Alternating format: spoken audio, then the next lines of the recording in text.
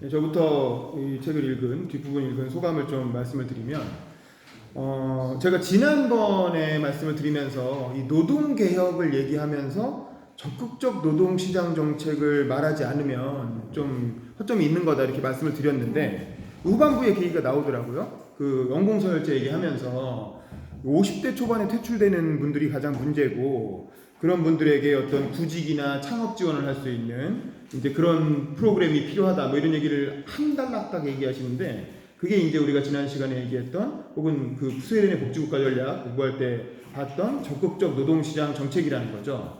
근데 이거를 되게 잘하는 양반이 누구냐면 그 박원순 시장이에요. 박원순 시장이 서울에서 50 플러스 센터라는 걸 만들어서 서울에 뭐 중부권, 동부권, 남부권 뭐 이렇게 네 권역으로 나눠가지고 빌딩을 하나 새로 구입을 해서 거기에 이제 50대 이상 구직자들이 모여서 스스로 강의도 개설하고 또 본인이 새로운 과목도 듣고 그러면서 이제 자기들끼리 커뮤니티도 만들어서 서로 교류하고 그런 걸 할 수 있는 시스템, 그런 어떤 프로그램을 많이 제공을 했거든요. 그래서 그거로 인해서 혜택을 받은 분들도 많고, 그 유명한 이후학교라는 대안학교 출신 교장을 영입해가지고 50 플러스 센터를 맡겨서 되게 혁신적으로 잘 운영을 해가지고 반응이 되게 좋았는데, 이게 서울시가 아무래도 이제 직접 운영을 하다 보니까 예산도 많이 들고 이렇게 많이 넓히진 못했죠.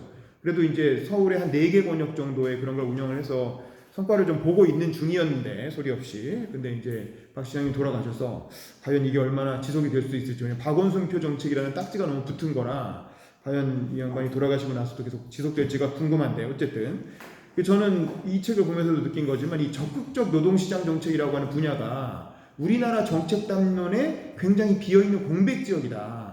사실 진보도 그렇고 보수도 그렇고 이게 이 중요성에 비하면, 이 노동개혁을 하기 위해서 반드시 중요한 전제 조건 중에 하나인데, 중요성에 비하면 별로 강조하는 사람이 없어요.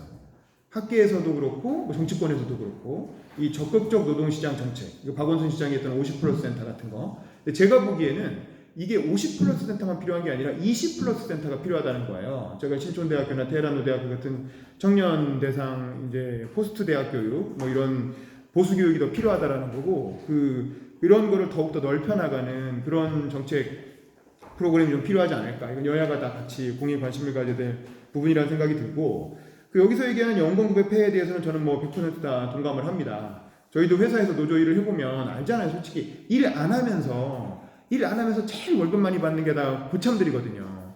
그리고 진짜 뼈 빠지게 일 많이 하는 건 저연차예요. 어느 회사나 다 마찬가지일 거예요. 신입사원들이 일 제일 많이 하고, 사실은 부장급 되면은 이렇게 뭐 한 2시간 점심 먹고 와서 이렇게 좀 약간 낮잠 자다가 4시쯤부터 데스킹 해볼까 뭐 다 하시잖아요. 근데도 사실 연봉은 제일 많이 받거든요.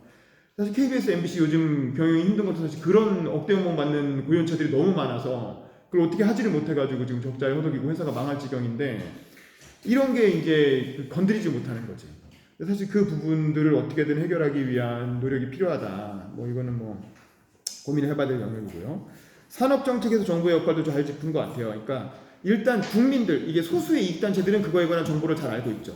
근데 사실은 그 개혁이 일어났을 때 이익을 볼, 타다 같은 경우 이익을 볼 대부분의 국민들은 정보가 없단 말이에요. 이 정보의 비대칭성으로 인해서 계속 사실은 무지하다가 소수의 이익 집단들이 뭐 분신한다든가 뭐 극단적인 방법으로 막 저항하면 이거 불쌍한데 저 사람도 도와야 되지 않냐 뭐 이렇게 되면서 그냥 기득권 어떤 이익 집단의 요구를 들어주는 방향으로 넘어가는데, 사실은 그 돌아가신 택시기사분은 불쌍하지만 택시 업계에서 진짜 이익을 보는 거는 그 산업금 받아먹는 택시 회사 사장들이잖아요. 근데 그 사람들의 사실은 기득권을 지켜주는 거거든.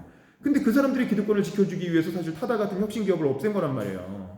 그러니까 이거는 굉장히 정부가 방향을 잘못 잡은 거고, 그래서 사실 정부가 해야 될 역할은 이런 어떤 산업구조가 개혁됐을 때 어떤 변화가 일어날 수 있는지 국민들한테 계속 정보 제공을 하고, 그리고 적극적으로 끼어들어서 중재자 역할을 하는데, 다만 방향은 신산업을 발전시키는 거에 방점을 찍고, 그 다음에 기존 산업은 잘 이렇게 구슬러가지고 대신 니들도 혁신할 수 있도록 어떤 혁신의 어떤 모티베이션을 제공하는 쪽으로 끌고 가야 되는데, 그게 아니라 그냥 기존 산업이 표가 있고 힘이 있고 억지로 이렇게 안 된다고 하니까 그냥 할 수 없이 그냥 그쪽 편을 들어주고 당장 이렇게 표 되는 쪽으로 쉽게 가버린다는 거죠. 사실 이 정부에서 한 게 바로 그런 거였던 거고, 그러니까 비판받을 만하죠.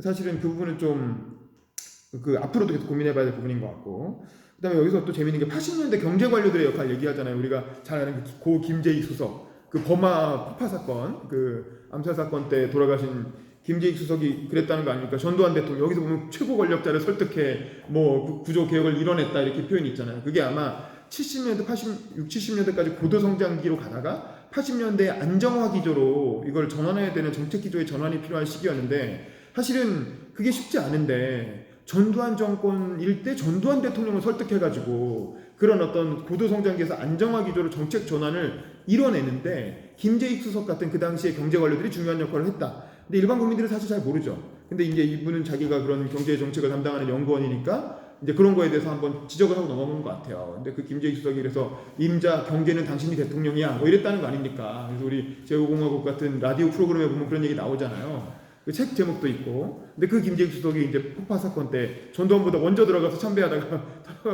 돌아가셔서 되게 아까운 인재를 사실 잃은 거죠. 뭐 그런 일이 있었고. 그 다음에 이제 복지 정책에 대해서 후진국 컴플렉스가 있다. 이제 서구가 오히려 우리를 부러워한다는 거 아닙니까? 그러니까 서구는 그 30년의 어떤 호황기에 워낙 경제가 좋아서 그때 엄청 복지를 늘려놨는데 복지라는 건 불가역적이잖아요. 한 번 주면 되돌릴 수가 없으니까 경제가 안 좋아진 다음에는 사실은 감당이 안 되는데 그것 때문에 어쩔 수 없이 발목이 잡혀서 그냥 적자를 감당하면서 억지를 끌고 가고 있다는 거 아니에요? 그래서 우리나라 오히려 아시아 국가들은 그렇게 과잉 복지 지출을 애초에 안 했기 때문에 지금 와서 서구가 오히려 우리를 부러워하고 있다는 거 아니에요?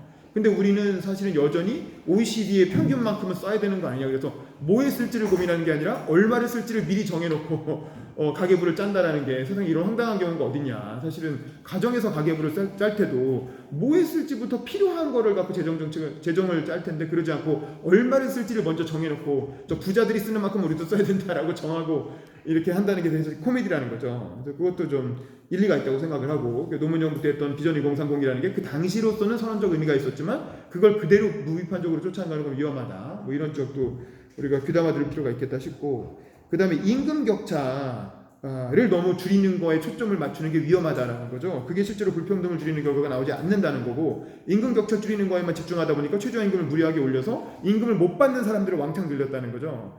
근데 사실 이게 뭐냐면 장하성 교수를 비판하는 거예요. 이 1차 분배 강조하는 게 장하성 교수거든요. 장하성 교수가 한국자본주의 그리고 왜 분노해야 하는가 그 두 권의 책을 냈잖아요. 정책시장 되기 전에. 그 두 권의 책의 주요 내용이 이 내용이에요. 1차 분배를 강조해.